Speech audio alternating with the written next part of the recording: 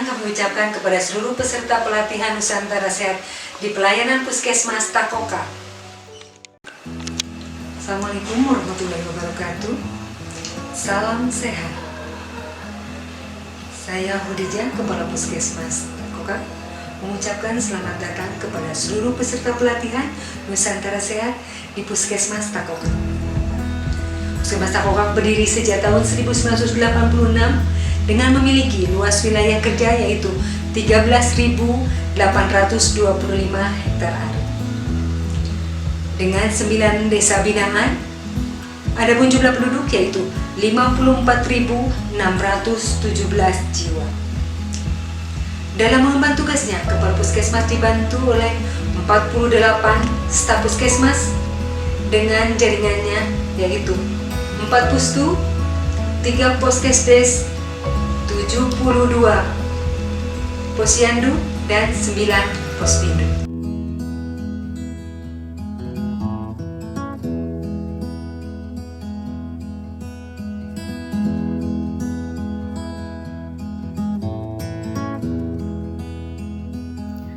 Puskesmas Takoka merupakan puskesmas dengan akreditasi Madya. Berdasarkan data IKS tahun 2019, terdapat 10 besar permasalahan kesehatan di wilayah Kecamatan Takoka.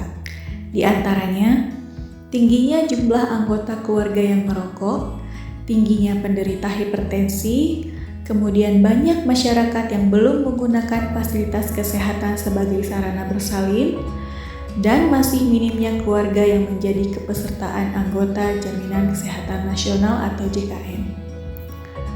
Adanya permasalahan-permasalahan kesehatan tersebut disebabkan oleh perilaku masyarakat yang belum memahami pentingnya pola hidup sehat dalam kehidupan sehari-hari dan juga masih rendahnya pengetahuan masyarakat mengenai pentingnya menggunakan sarana dan fasilitas kesehatan.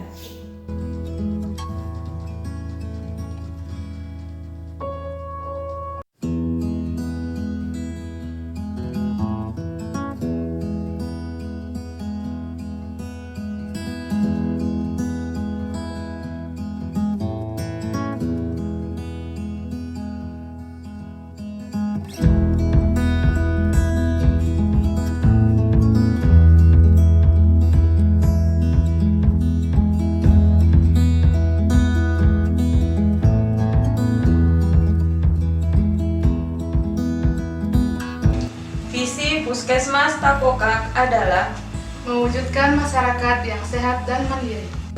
Misi Puskesmas Takoka adalah memberikan pelayanan yang bermutu dengan sumber daya yang dimiliki. menjadikan Puskesmas Takoka sebagai pusat informasi kesehatan bagi masyarakat. Menggalang kemitraan di masyarakat.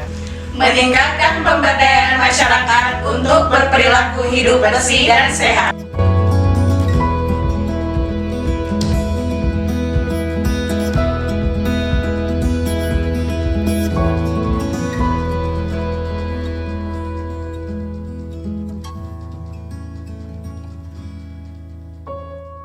Tata nilai Puskesmas Takoka. S. Santun dalam bertutur. E. Empati terhadap masalah pasien. N. Niat yang tulus menolong pasien. Y. Yakin akan kemampuan diri. U. Unggul dalam pelayanan. M. Mudah diakses.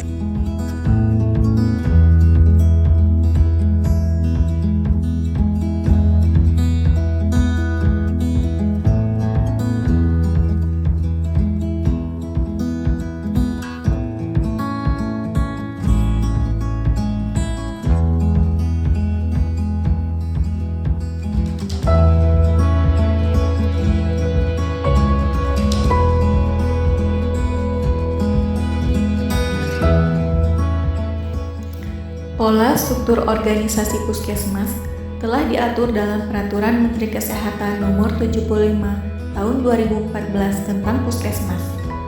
Struktur organisasi puskesmas dalam Permenkes 75 Tahun 2014 dibagi menjadi 3 kriteria sesuai kategori puskesmas.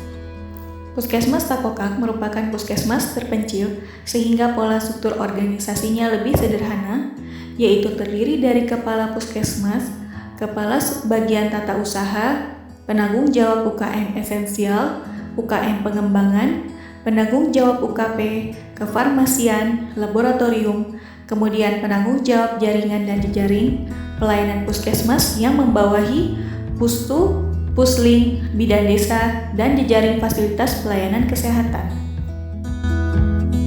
Baik teman-teman sekalian, hari ini karena kita dalam kondisi saat ini, kalau dikatakan di normal, tapi tetap masih bahasa-bahasanya adalah dengan status sesuai protokol kesehatan bagi yang menggunakan masker, jangan lupa dengan alur nanti ada pengukuran suhu setelah dilakukan cuci tangan, kemudian masuk ke ruang screening. Nanti rangkaiannya seperti semula.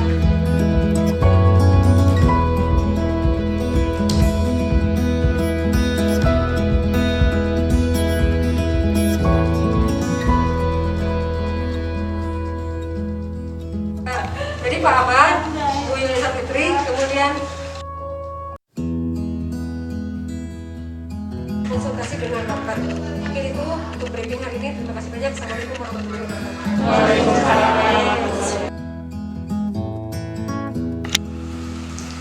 Dalam melaksanakan pelayanan puskesmas terkait dengan tugas pokok dan fungsi puskesmas, manajemen dilakukan berdasarkan beberapa tahapan.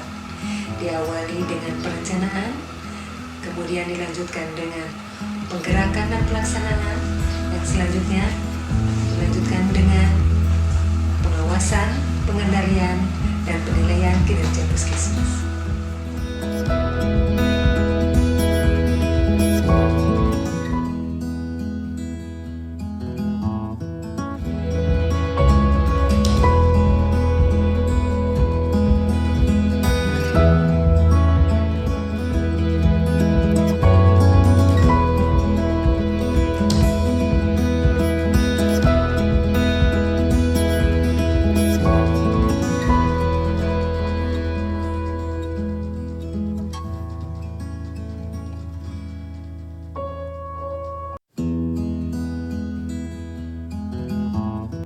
Puskesmas Takokap melayani dengan sepenuh hati. Manajemen Puskesmas berdasarkan Permenkes nomor 44 tahun 2016 dibagi menjadi 3, yaitu yang pertama P1 atau perencanaan. Perencanaan adalah suatu proses kegiatan secara urut yang harus dilakukan untuk mengatasi permasalahan dalam rangka mencapai tujuan yang telah ditentukan dengan memanfaatkan sumber daya yang tersedia.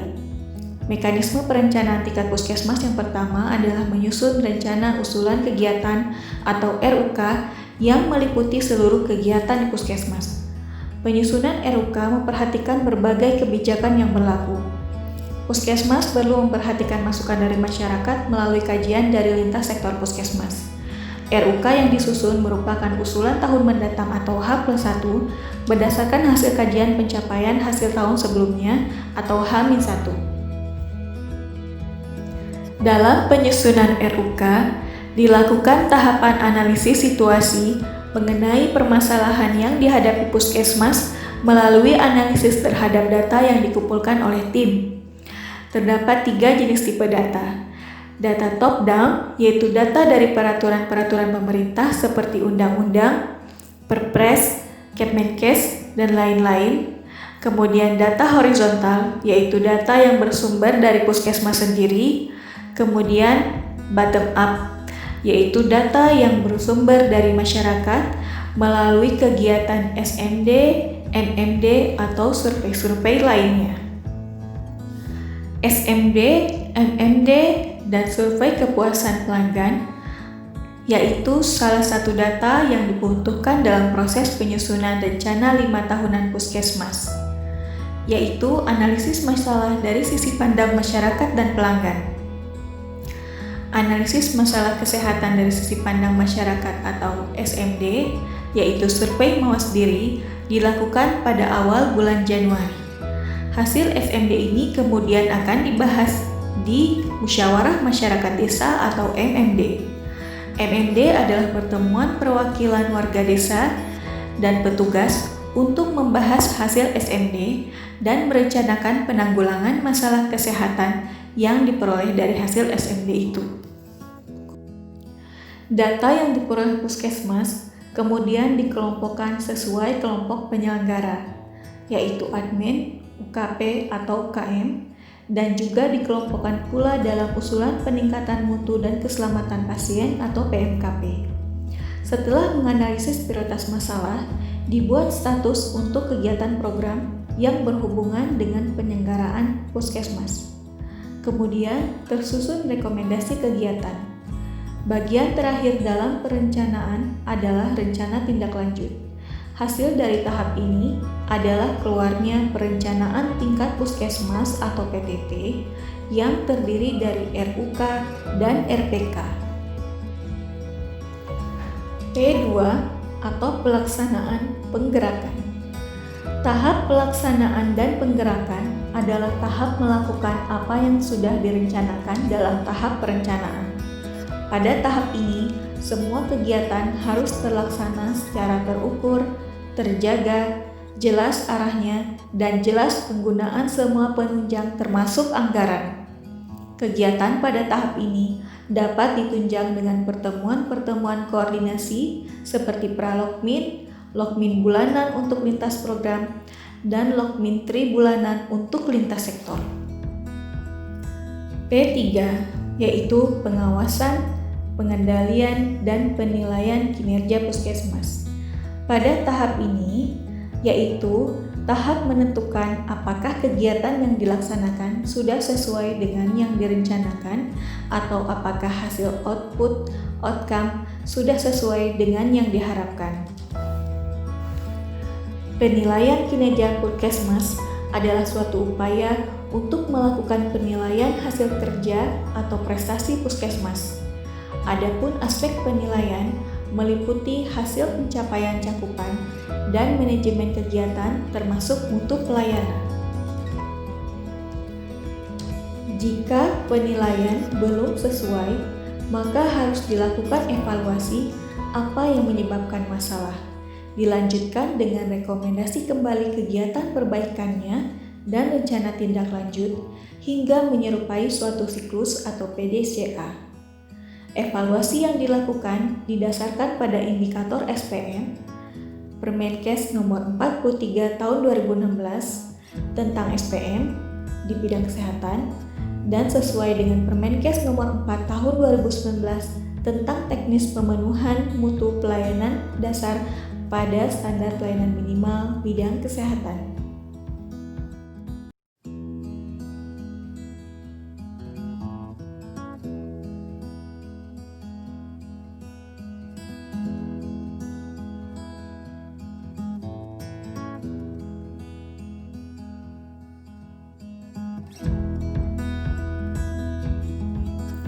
Dalam Pokja Admin, instrumen akreditasi membahas mengenai bab 1, bab 2, dan bab 3 dengan 10 standar dan 212 elemen penilaian. Secara umum, Pokja Admin mempersiapkan semua hal yang berkaitan dengan SOP, SK, dan standar baku yang merupakan pedoman, mengarsipkan semua dokumen-dokumen yang berkaitan dengan kepegawaian dan fungsi-fungsinya.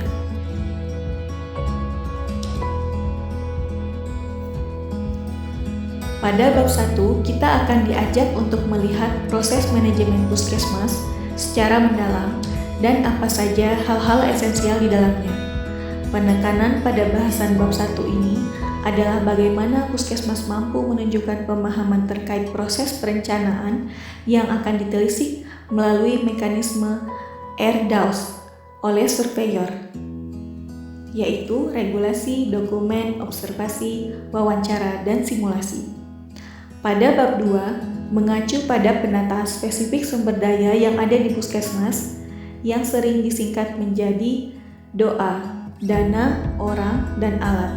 Terkait alat, misalnya bagaimana Puskesmas harus membuat daftar inventaris sarana dan prasarana, alat medis dan non-medis yang digunakan, berikut rencana kegiatan perawatan dan pemeliharaannya, yang kesemua kegiatan ini ditunjukkan untuk implementasi beragam kegiatan yang menjadi fungsi puskesmas dengan sebaik mungkin. Pada bab 3, yaitu menjabarkan tentang mutu puskesmas, tentang kesesuaian dengan standar peraturan dan perundangan yang berlaku dan bagaimana upaya puskesmas dalam mewujudkan hal tersebut, baik dari segi pemenuhan sumber daya maupun tata kelola sumber daya tersebut. Sehingga bab 1 akan selaras dengan bab 4, bab 2 akan selaras dengan isi bab 5, dan bab 3 akan selaras dengan isi bab 6 yang terdapat dalam akreditasi UKM.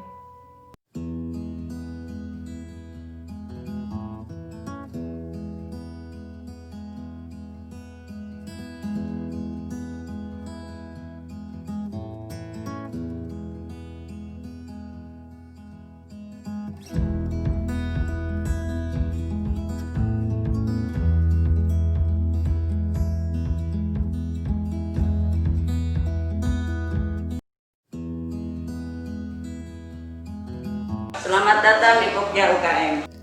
Akreditasi UKM terdiri dari bab 4, bab 5, dan bab 6 dengan 11 standar dan 183 elemen penilaian. Baiklah, Assalamualaikum warahmatullahi wabarakatuh. Waalaikumsalam. Untuk Pokja UKM yaitu dari bab 4, 5, dan 6. Untuk bab 4 ini sangat banyak rekomendasinya, yaitu yaitu pada elemen penilaian dari SMD MM. Untuk yang bab 4 ya, inovatifnya jadi harus berkembang, jadi jangan misalkan jangan terlalu banyak, tapi semua ada rekomendasi dari setiap elemennya. Jadi untuk bab 5 ini harus benar-benar harus dilakukan. Bab 4 dengan esensi upaya kesehatan masyarakat berorientasi sasaran atau UKMBS. Jadi kita harus sinergi antara bab 4, bab 5, dan 6 ini masih ada keterkaitannya. Jadi benar-benar sampai di mana sih pelayanan kita atau pelayanan kita di luar kegiatan kita, kan kita di lapangan sampai di mana, nah kelihatan mutunya sampai di mana gitu. Untuk bab 6 udah Kegiatan tim monitoring untuk bayi resiko ya, ada 2 berarti inovasi, dan yang paling penting bab 6 koreksi dari surveyor tidak begitu banyak, tapi untuk kegiatan tentang pelaksanaan di UKM itu tetap harus bersinambungan dari bab 4. Assalamualaikum warahmatullahi wabarakatuh. Dibuka 1. Kemudian pada bab 5 mengenai kepemimpinan dan manajemen upaya kesehatan masyarakat. Kemudian bab 6 yaitu sasaran kinerja upaya kesehatan masyarakat. Hasil kegiatan program KIA ini banyak cakupannya masih rendah. Kemudian DPR-nya juga cakupan per desa masih rendah. Ibu hamil semua desa belum mencapai target. Terus untuk karena kasus belum bisa mencapai, akan dikembangkan lagi. Nah, terus untuk persiapan juga untuk pelatihan atau represi kader. Nah, untuk bulan depan. Apa? Ini yang PHPSB kan baru ada 9 desa yang baru kumpul, baru 5 desa Bu. Terus ini waktunya sudah mepet, dari dinas sudah minta supaya cepat. Cisujen dan Enggar mana Bu, itu 4 lagi Bu. Ya, siap. Betul, ya. Bu, dan berikutnya akan dilakukan kelas ibu hamil 4 kelas, kelas ibu balita 4 kelas, penyuluhan terpadu dan pelacakan kematian ibu dan bayi yang belum Sama dengan penyuluhan terpadu desa lagi. Nanti ada juga kegiatan.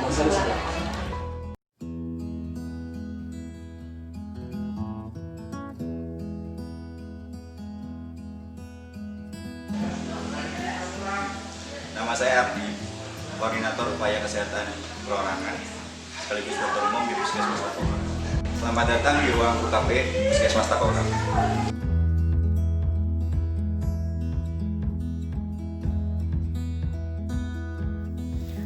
Ruang lingkup UKP terdiri dari pelayanan kesehatan dalam gedung dan pelayanan kesehatan di luar gedung. Tenaga yang terlibat pada unit UKP adalah tenaga kesehatan yang melakukan pelayanan klinis seperti dokter, dokter gigi, bidan, perawat, tenaga kefarmasian, laboratorium, konseling, dan juga bagian pendaftaran. Tujuan akreditasi pada Pokja UKP adalah untuk meningkatkan kualitas pelayanan pada pasien. Pada Pokja UKP, terdapat dokumen-dokumen terkait seperti SK, pedoman, SOP, dan KK.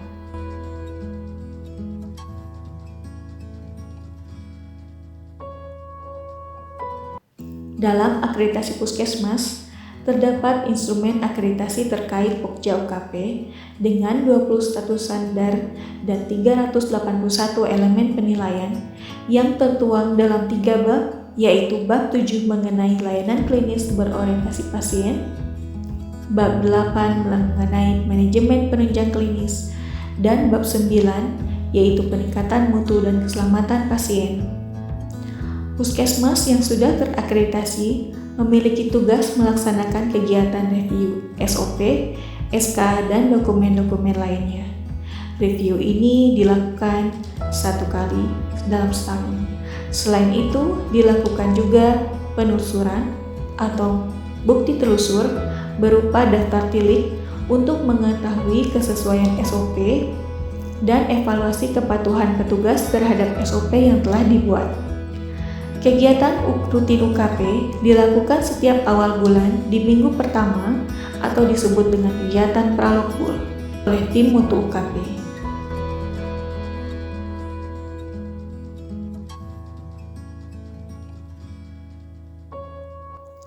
Untuk menunjang pelayanan maksimal, peningkatan mutu dan keselamatan pasien, Pokja UKP melakukan pemantauan dan penilaian kelayakan.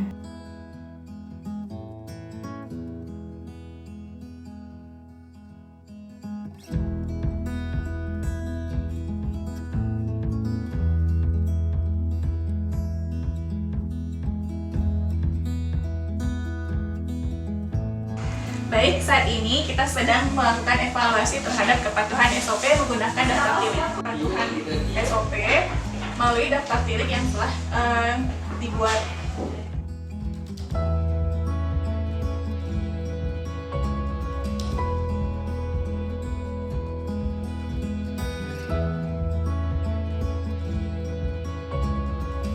Salah satu contoh pemantauan di ruang farmasi adalah melihat tanggal kadaluarsa obat-obatan. Label hijau menandakan obat-obatan tersebut akan kadaluarsa dalam waktu 6 bulan sampai 1 tahun. Label kuning menandakan obat-obatan tersebut akan kadaluarsa dalam waktu 4 sampai 6 bulan. Dan label merah menandakan obat-obatan tersebut akan kadaluarsa dalam waktu 1 sampai 3 bulan.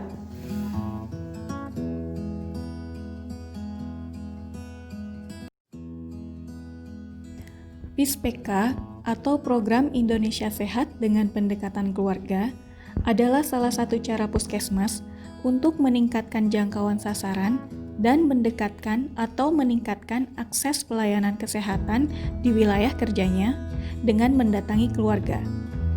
Puskesmas tidak hanya menyelenggarakan pelayanan kesehatan di dalam gedung, melainkan juga keluar gedung dengan mengunjungi keluarga di wilayah kerjanya. Pendekatan yang dimaksud merupakan pengembangan dari kunjungan rumah oleh puskesmas dan perluasan dari upaya perawatan kesehatan masyarakat atau Perkesmas yang meliputi kegiatan yang pertama, kunjungan keluarga untuk pendataan atau pengumpulan data profil kesehatan keluarga dan peremajaan atau updating pangkalan data. Yang kedua, kunjungan keluarga dalam rangka promosi kesehatan sebagai upaya promotif dan preventif. Yang ketiga, kunjungan keluarga untuk menindaklanjuti pelayanan kesehatan dalam gedung. Yang keempat, pemanfaatan data dan informasi dari profil kesehatan keluarga untuk pengorganisasian atau pemberdayaan masyarakat dan manajemen puskesmas. Lampung sih mbak kan 2 keluarga. Jadi yang satu aja Bu ini. Satu aja, yang ibu aja berarti ini ya. Ya jadi yang di sini Bu berapa orang yang di sini? 5. Belum ada yang menikah? Belum. Yang ini. Jadi yang 5 ini semua ada semua di sini. Ada. Siapa yang ada di rumah Soji? Polisi dalam perjalanan, Pak. Tahapan PISPK. Yang pertama, sosialisasi tentang PISPK bagi seluruh staf puskesmas. Kemudian sosialisasi tentang cara pendataan dan cara pengisian kuesioner PISPK. Kemudian pembentukan tim. Kemudian pelaksanaan pendataan. Lalu intervensi awal, penginputan di aplikasi Keluarga Sehat, kemudian intervensi lanjutan, dan selanjutnya pengisian hasil intervensi lanjutan. Kalau jambannya ada Bu, bisa dilihat jambannya. Di sebelah mana Bu? Pakai sendal aja basah. Ini hubungannya kemana Bu? Ada sampingnya? Ada di belakang, di samping situ. Oh di samping sana. Iya.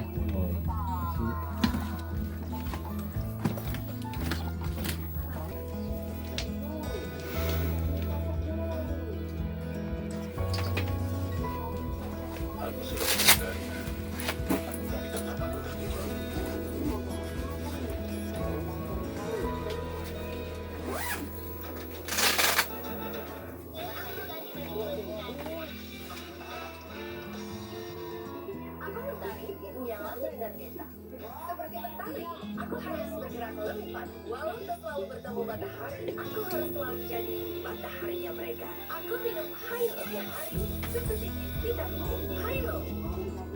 Cuaca panas ini beda ya. Tidak bermain satu lagi.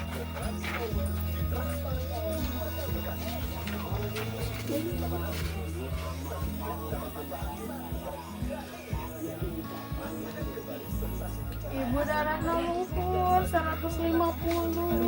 Harus di parios ke acan mun kami ayah waktos ke dalam landong ke puskesmasnya.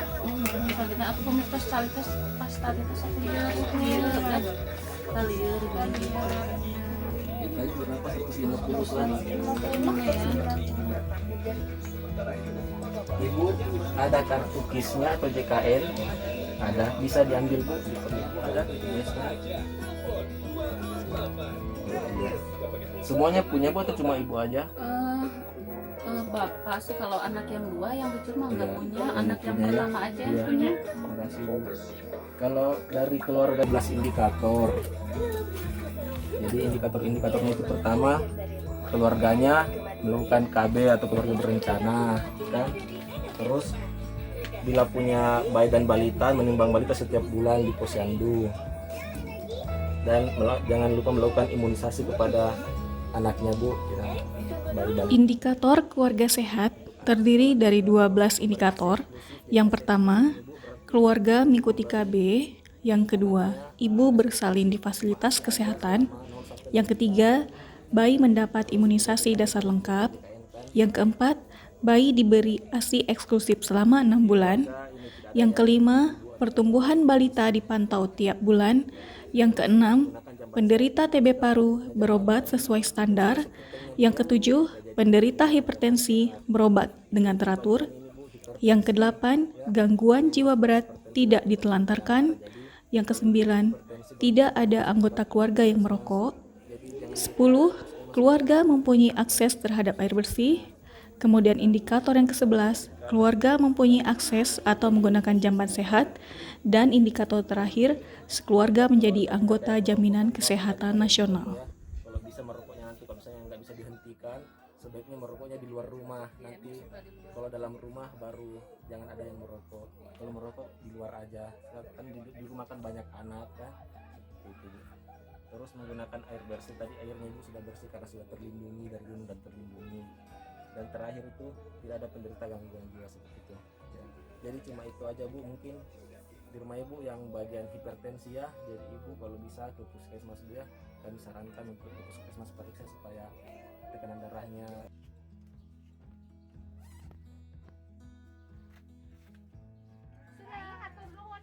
Bu, hatur nuhun, Bu.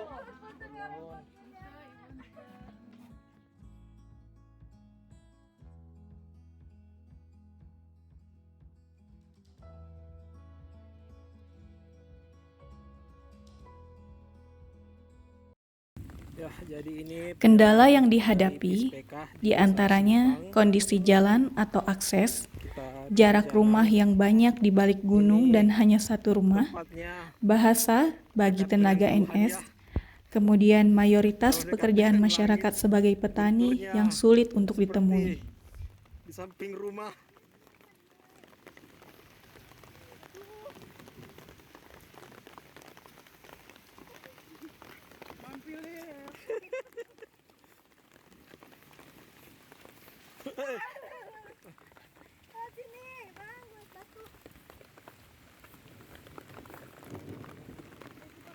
Ya, di samping ini adalah Putri Nias. Mobil lewat mana? Mobil lewat mana?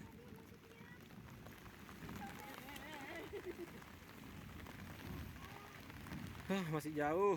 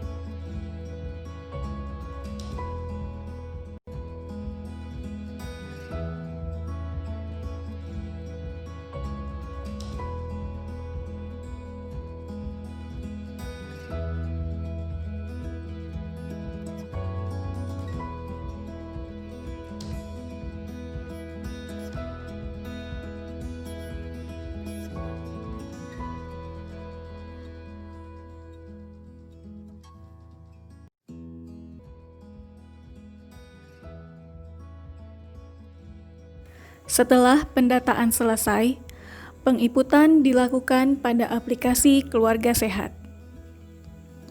Keluarga dinyatakan tidak sehat apabila nilai IKS kurang dari 0,5.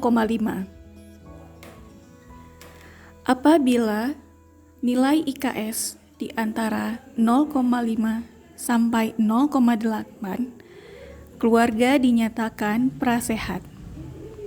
Dan apabila nilai IKS lebih dari 0,8, keluarga dinyatakan sehat. Intervensi lanjutan dilakukan setelah menganalisa data PISPK sesuai dengan masalah kesehatan yang paling banyak ditemukan di wilayah masing-masing.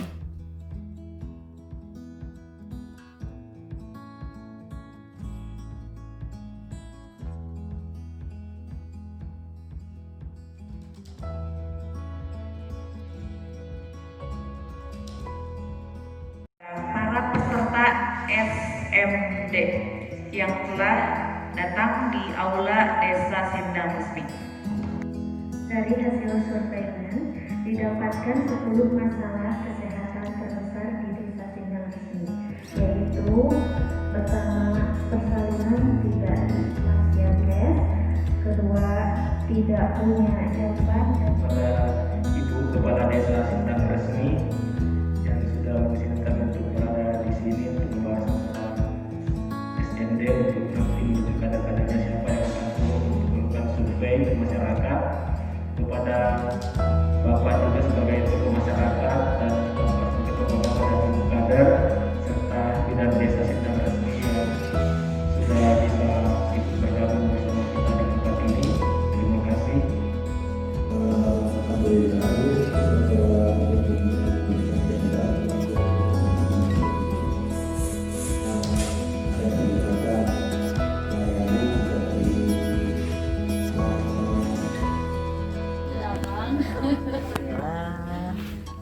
apa kami apa oke nambah berarti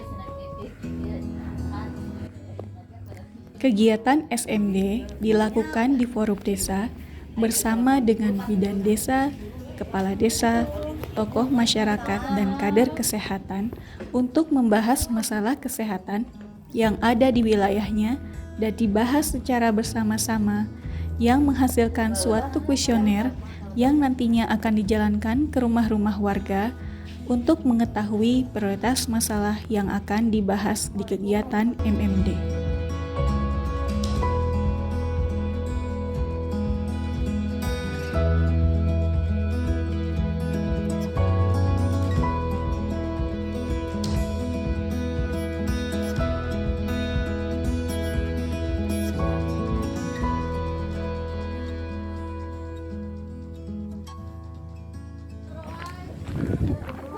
Setelah kuesioner dibentuk, para kader yang telah dilatih langsung terjun ke masyarakat untuk melakukan survei mawas diri. Di dalam SMD, rumah-rumah yang dikunjungi adalah rumah-rumah warga yang masuk di dalam sampel, karena dalam kegiatan SMD tidak semua rumah yang akan dikunjungi, namun hanya sebagian rumah yang masuk di dalam sampel SMD.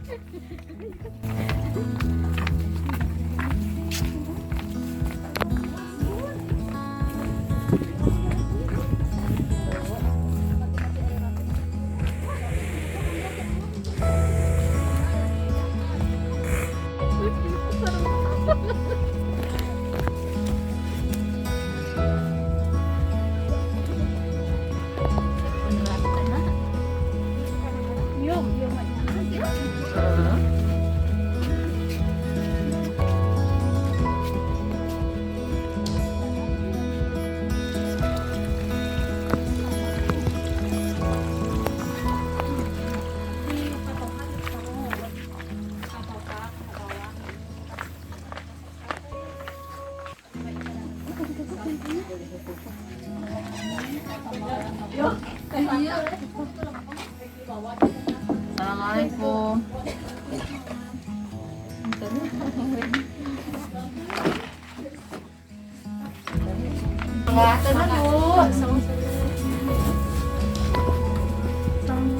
Assalamualaikum.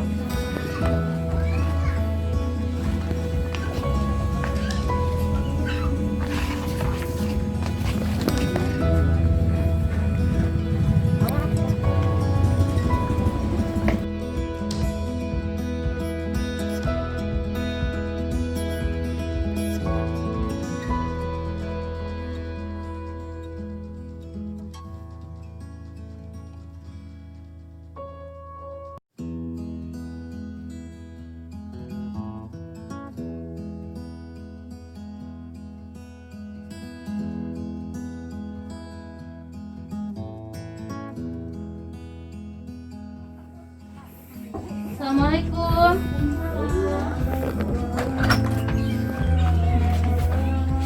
Bu, punten ngawaga di tada kesehatan pada saya pendataan survei mawas diri tes mangga atur nuhun Bu.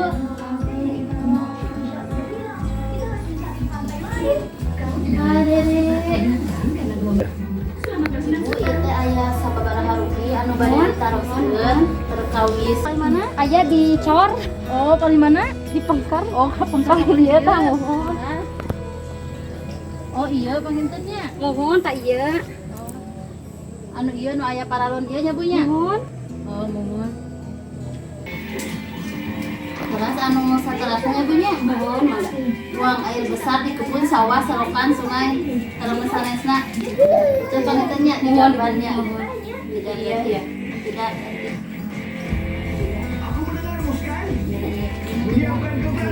Tidak memiliki, tidak salah. Bu, itu pangintennya. Atur nuhun pisan. Kana waktosna hapunten. Mohon sami teu kana waktosna hapunten. Ieu curang itu ya sagarupi. Atur nuhun pisan. Mangga atuh dicanten mohon. Mangga dari punya sami. Mangga assalamualaikum. Mangga waalaikumsalam. Ibu mangga assalamualaikum. Mangga waalaikumsalam.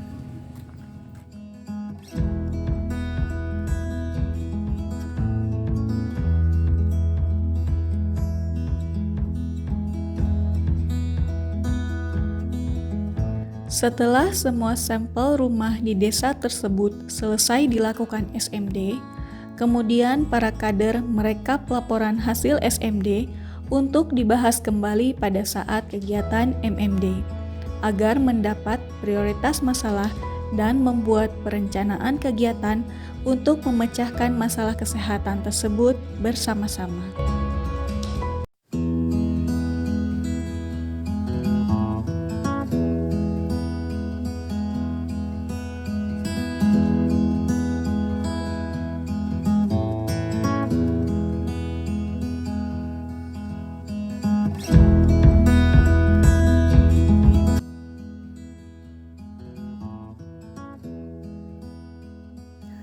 Musyawarah Masyarakat Desa atau MMD adalah suatu kegiatan yang membahas hasil SMD dan merencanakan penanggulangan masalah kesehatan yang diperoleh dari survei tersebut.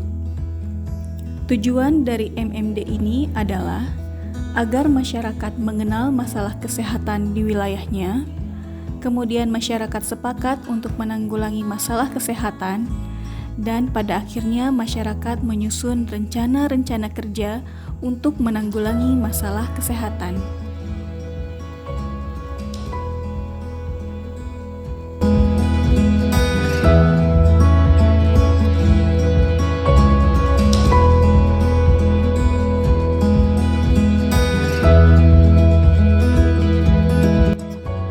Dalam melakukan musyawarah masyarakat desa, ada beberapa tahapan.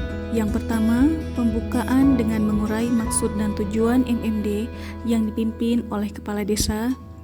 Kemudian, pengenalan masalah kesehatan oleh masyarakat sendiri melalui curah pendapat dengan mempergunakan alat peraga, poster, dan lain-lain yang dipimpin oleh ibu kepala desa.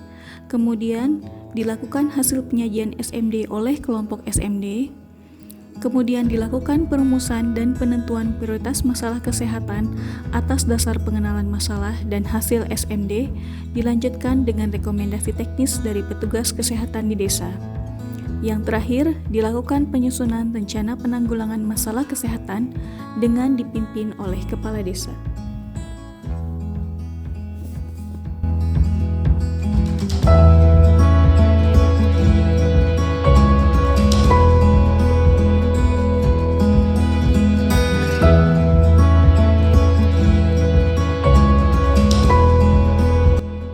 Beberapa hal yang harus diperhatikan dalam pelaksanaan MMD adalah MMD harus dihadiri oleh pemuka masyarakat desa, petugas puskesmas, dan sektor terkait di kecamatan seperti seksi pemerintahan dan pembangunan, BKKBN, pertanian, agama, dan lain-lain.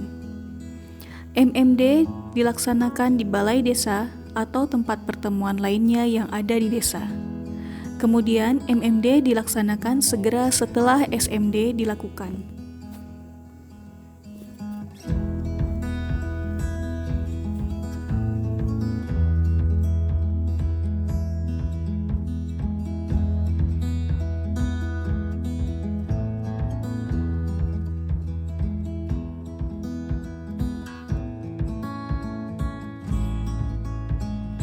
Sanitasi total berbasis masyarakat atau STBM merupakan pendekatan untuk merubah perilaku higien dan sanitasi melalui pemberdayaan masyarakat dengan metode pemicuan.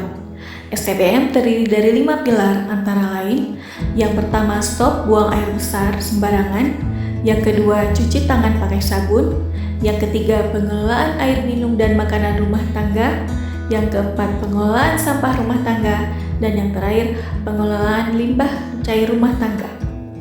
Berdasarkan Permenkes nomor 3 tahun 2014, tujuan STBM adalah untuk mencapai kondisi sanitasi total dengan mengubah perilaku higien dan sanitasi melalui pemberdayaan masyarakat yang meliputi 3 komponen, yaitu penciptaan lingkungan yang kondusif atau enabling environment, yang kedua peningkatan kebutuhan sanitasi atau demand creation, dan yang terakhir peningkatan penyediaan akses sanitasi atau supply improvement.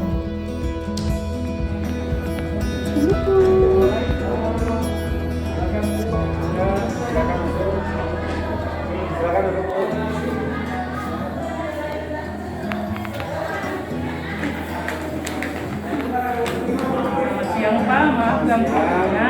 Kami dari Puskesmas Takoka, jadi ada mengadakan kegiatan penjualan penampilan STBM. Mungkin akan dilaksanakan di kampung. Jadi kami berisi sama kawan-kawan saya. Adalah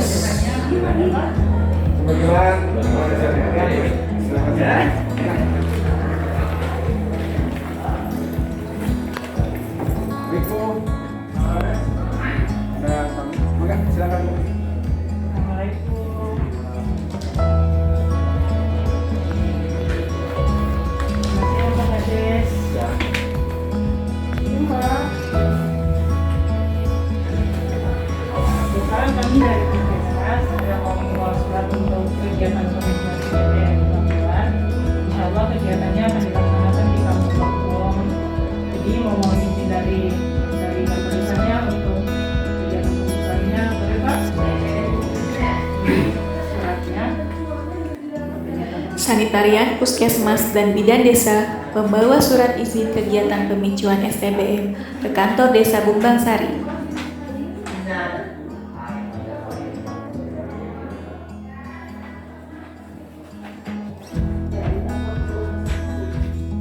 Ya, yang boleh dilaksanakan kegiatan pemicuannya.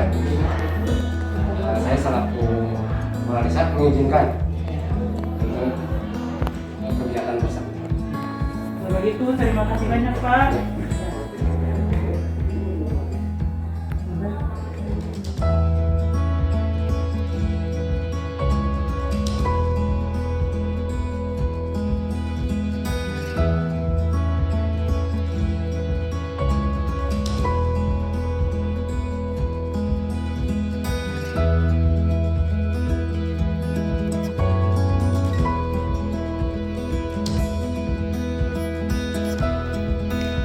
Masyarakat mendatangi lokasi kegiatan dan mengisi daftar hadir.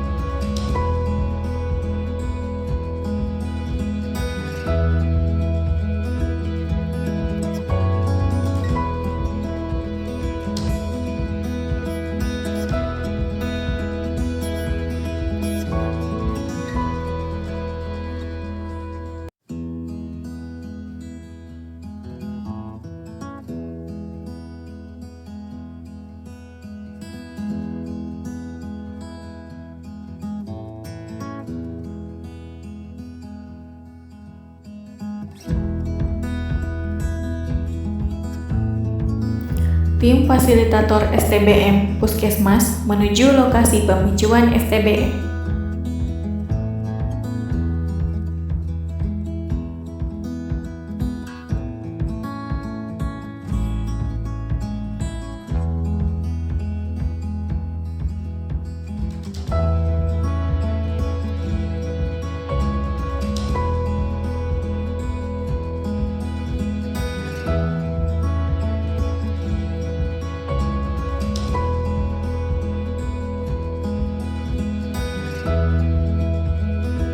Sebelum melaksanakan kegiatan, peserta diharuskan mencuci tangan terlebih dahulu.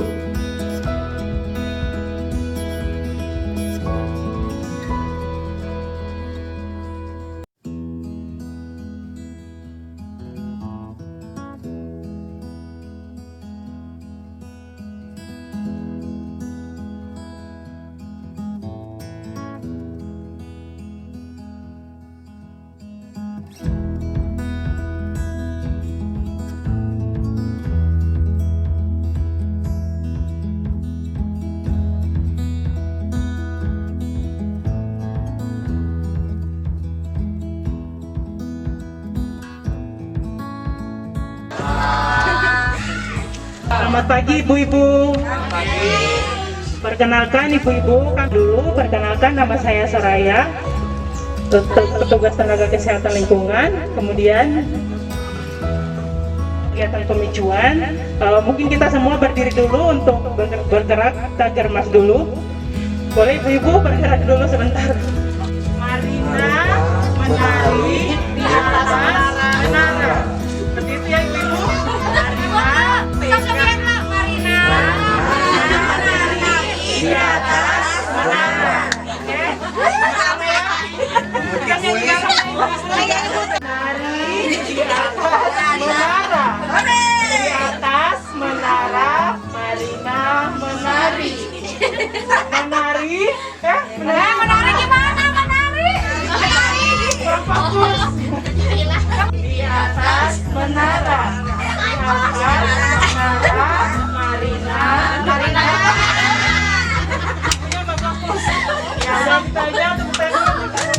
Ini kami akan melaksanakan kegiatan pemicuan. Di sini saya mau tanyakan ibu-ibu, masih ada yang BAB? Oh iya. Jadi di sini kalau istilah BAB itu biasanya dibilang apa, Bu?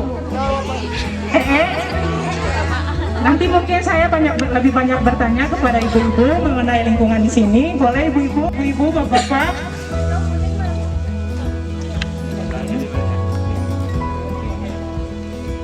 Jauh dulu di bawah. Boleh kita bantu.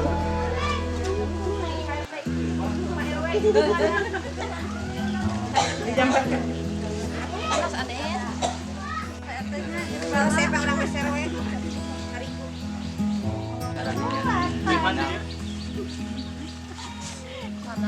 Jadi ibu-ibu semua, bapak-bapak, STBM itu adalah sanitasi total berbasis masyarakat. Jadi di sini kita belajar tentang kesehatan lingkungan, kemudian pengelolaan air minum dan pengelolaan limbah cair dan pengelolaan sampah pada rumah tangga.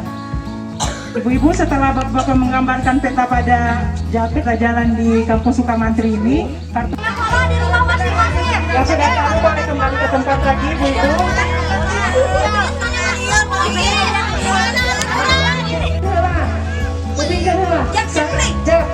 Sadayana sarinten kartu hejo. Tadi mana kartu hejo? Nah, oke dirinya cekap kartu hejo.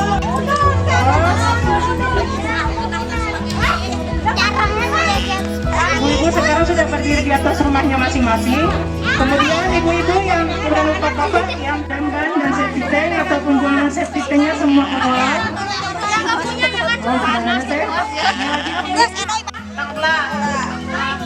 Semuanya ke kolam. Nggak ada yang punya safety tank? Berarti betul. Kan barang jadi meresap kena sumur. Jauhnya betul sih bapak. Kalau misalnya jaraknya terlalu dekat juga tidak baik. Nah, ada solusi 5 orangan, 5 kakak, 5 rumah disatukan. Nah, biasa mungkin tinggal cara pembuatannya yang biasa berkonsultasi ke kesehatan lingkungan di puskesmas. Ya. Jadi Bapak Ibu tahu tidak bagaimana ini kalau yang apa sih bahasa saya ini kalau BAB itu ya ya. Kalau nya itu dia sampai ke mulut. Ada yang di satu mulut lagi. Ya mungkin saya punya simulasi Pak, Bu. Ini ada air, ini air. Ya. Ini bagus. Bapak.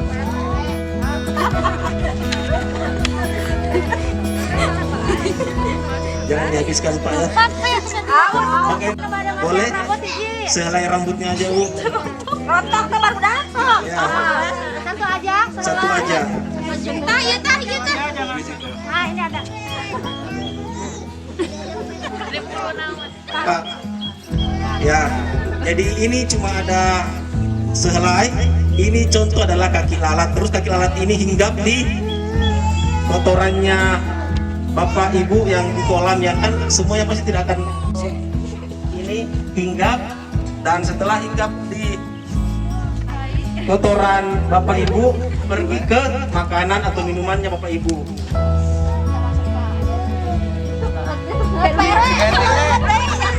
Ini kan ya seperti itu kira-kira bagaimana caranya dari kotorannya kita itu masuk ke mulut dan ke tubuh kita sehingga terjadilah diare. Ada bapak atau ibu yang berani? Apa ini? Kenapa ini ada gambar-gambar? Disusun dari gambar yang paling pertama. Mana yang pertama sampai ke kita ya? Bu RT sama Bu RW. Abi. Ayo Bu, ke depan, ke depan. Yang mana dulu? Iya.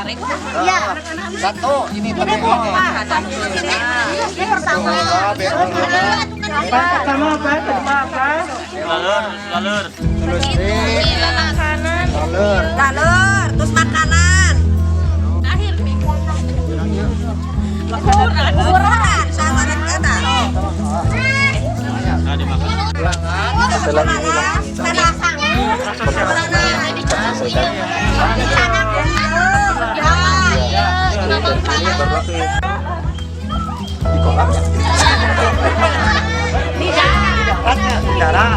ini kotorannya dihisap oleh Lala, setelah hinggap ke makanan. Atau merasa jijik seperti begitu setelah melihat ini,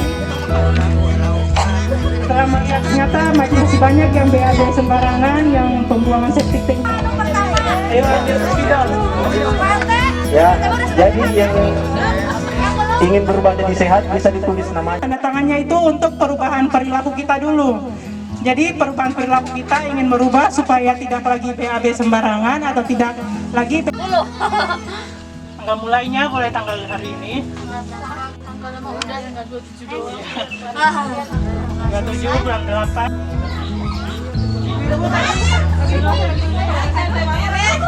Kita bertangan. Kamis 27 Agustus 2020. Kamis 27 Agustus 2020. Kami warga desa Bumbang Sari, Kampung Sukamantri. Kampung Sukamantri, RT 2 RW 5. Setelah dilakukan pemicuan, 5 pilar bersedia siap untuk melakukan perilaku tidak buang air besar,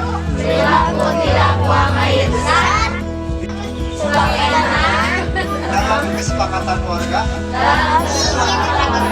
Kemudian kesepakatan ini kan dan disahkan dengan menanggung jawab agar dapat digunakan sebagaimana mestinya.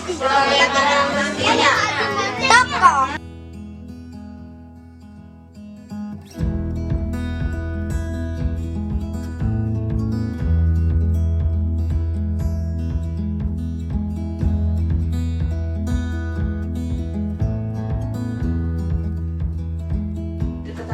Oh, ketan aja. Kolam.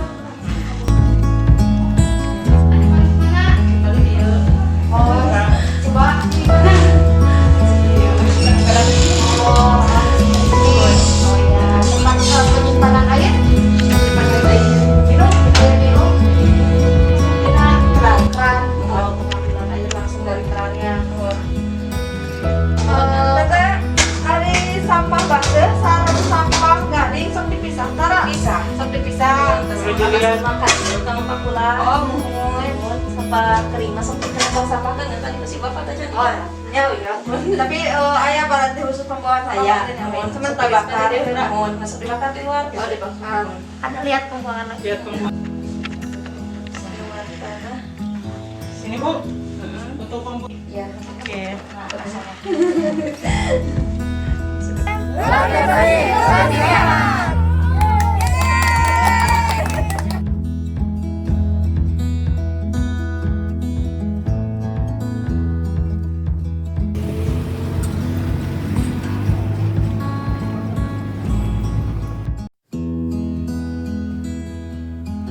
Loka Karya Mini terdiri dari Loka Karya Mini Bulanan dan Loka Karya Mini Tribulanan. Loka Karya Mini Bulanan bertujuan untuk menilai sampai seberapa jauh pencapaian dan hambatan-hambatan yang dijumpai oleh para pelaksana program atau kegiatan pada bulan atau periode yang lalu, sekaligus pemantauan terhadap pelaksanaan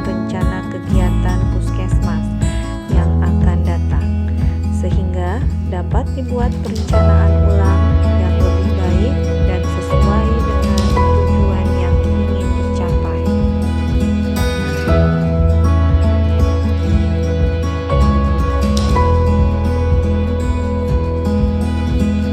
Loka karya mini bulanan yang pertama merupakan loka karya penggalangan tim, diselenggarakan dalam rangka pengorganisasian untuk dapat terlaksananya rencana kegiatan Puskesmas. Loka karya mini bulanan rutin diselenggarakan sebagai tindak lanjut dari loka karya mini bulanan yang pertama.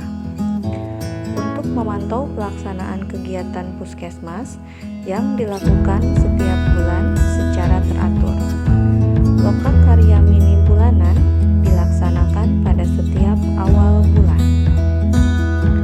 Loka karya mini tribulanan bertujuan untuk menginformasikan dan mengidentifikasikan capaian hasil kegiatan tribulan sebelumnya, membahas dan memecahkan masalah dan hambatan yang dihadapi oleh lintas sektor pada kegiatan tribulan sebelumnya, dan menganalisa serta memutuskan rencana tindak lanjut dengan memasukkan aspek umpan balik dari masyarakat dan sasaran program.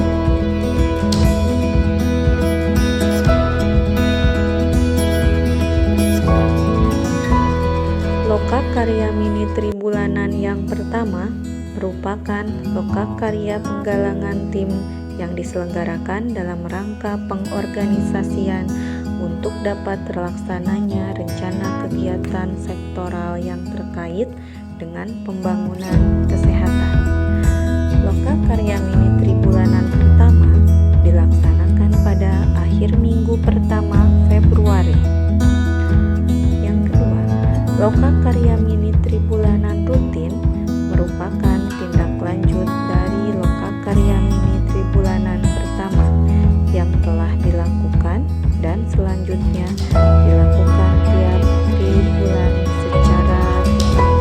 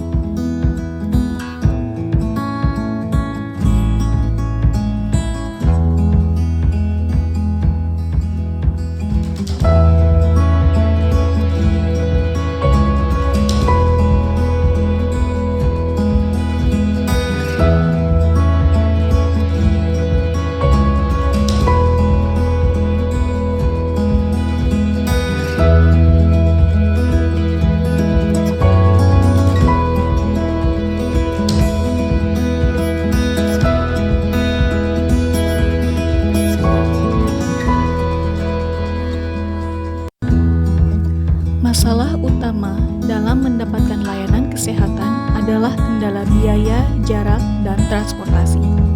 Di beberapa wilayah Kecamatan Takokak, banyak masyarakat yang lokasi rumahnya jauh menuju puskesmas. Dan juga kondisi geografis yang beragam menjadi faktor penyulit masyarakat untuk mendapat akses fasilitas kesehatan.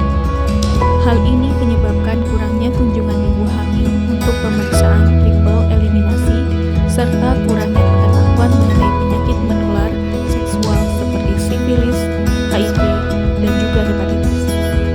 Untuk itu, Puskesmas membuat suatu inovasi di mana program inovasi tersebut berbentuk kegiatan-kegiatan yang menunjang pelayanan antenatal care yang terpadu. Pada kegiatan inovasi ini, terdapat 4 kegiatan berupa pemeriksaan spesimen darah, pelacakan dan pengamatan penderita HIV, sifilis, dan hepatitis, kemudian pemeriksaan kontak serumah pasien HIV, sifilis, dan hepatitis yang positif, dan yang terakhir penyuluhan kepada masyarakat. Metode yang dilakukan yang pertama adalah penyuluhan kesehatan, kemudian wawancara kepada ibu hamil sesuai dengan kuesioner, yang kemudian dilakukan pemeriksaan spesimen darah, lalu dilakukan konseling bagi ibu hamil.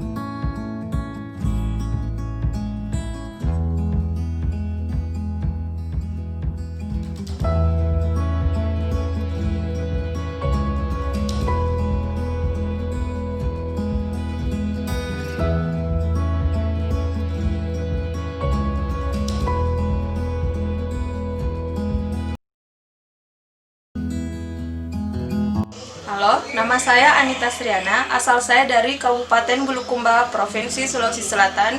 Profesi saya sebagai tenaga farmasi di Puskesmas Takokak. Hai, nama saya Medar Magdalena Bulolo, asal dari Nias Selatan, Provinsi Sumatera Utara, profesi sebagai ahli gizi di Puskesmas Takokak. Halo, nama saya Nalia, asal saya dari Kota Takengon, Provinsi Aceh. Profesi saya sebagai analis kesehatan di Puskesmas Takokak. Halo, perkenalkan nama saya Soraya Orela, asal saya dari Ambon, Provinsi Maluku. Profesi saya sebagai tenaga sanitarian di Puskesmas Takokak. Halo teman-teman NS, nama saya Nina, asal saya dari Aceh. Profesi saya sebagai dokter gigi di Puskesmas Takokak. Nama saya Philips Komar, asal dari Mamuju, Provinsi Sulawesi Barat. Saya tenaga promosi kesehatan di Puskesmas Takokak. Selamat bergabung di Nusantara Sehat. Nusantara Sehat. Sehat Indonesia.